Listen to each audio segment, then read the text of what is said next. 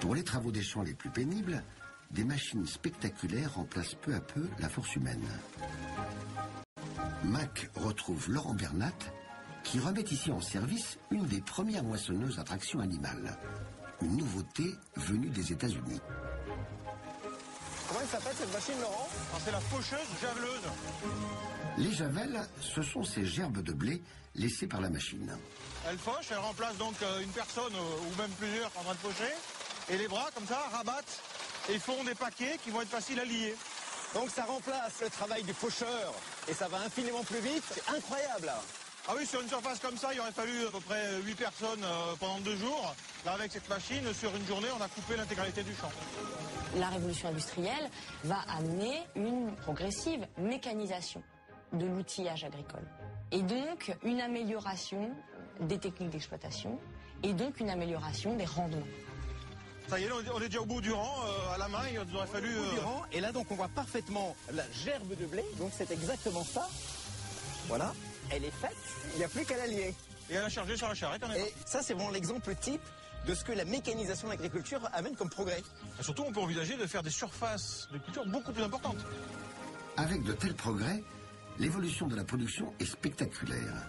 Elle double de volume entre 1850 et 1870. Marjolaine, vous avez vu cette machine à la vitesse à laquelle elle travaille, c'est incroyable.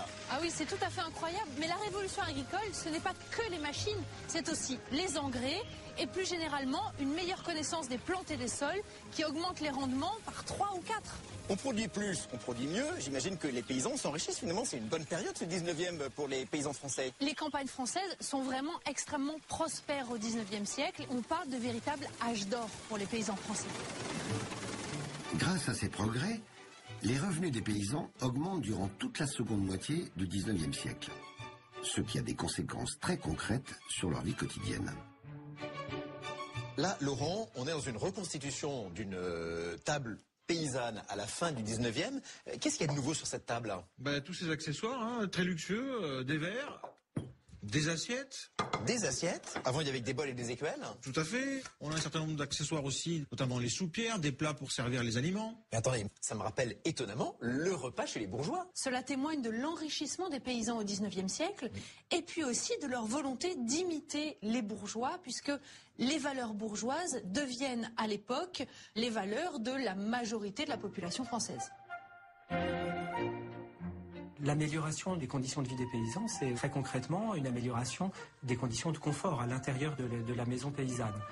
Les meubles qui étaient autrefois fabriqués soi-même ou par l'artisan du village deviennent des meubles industriels. On va acheter une table, des bancs, parfois une chaise. Et puis on va avoir aussi dans la maison paysanne parfois des objets superflus, une horloge, une belle horloge comtoise. Alors maintenant, au niveau de l'alimentation, est-ce qu'il y a des nouveautés, Laurent? Quelque chose d'extrêmement important, c'est la pomme de terre.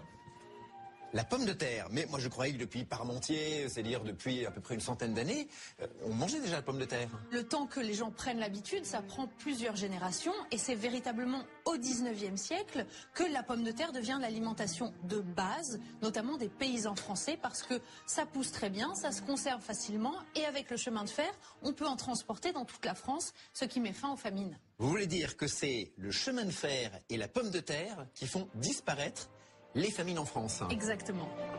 Le chemin de fer permet aux denrées alimentaires de circuler facilement d'un bout à l'autre du pays. Les régions se spécialisent alors dans les productions agricoles les plus appropriées à leur climat et terroir. Betteraves dans le nord, céréales dans la Beauce, élevage en Normandie, fruits et légumes dans le sud.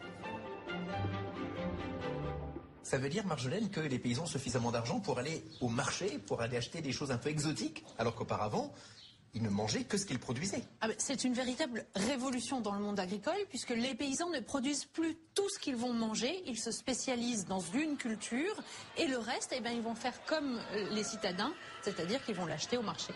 L'alimentation s'améliore et on le voit à un indice très simple, c'est l'augmentation de la taille moyenne des Français. Les hommes grandissent ainsi de 3 cm en un demi-siècle.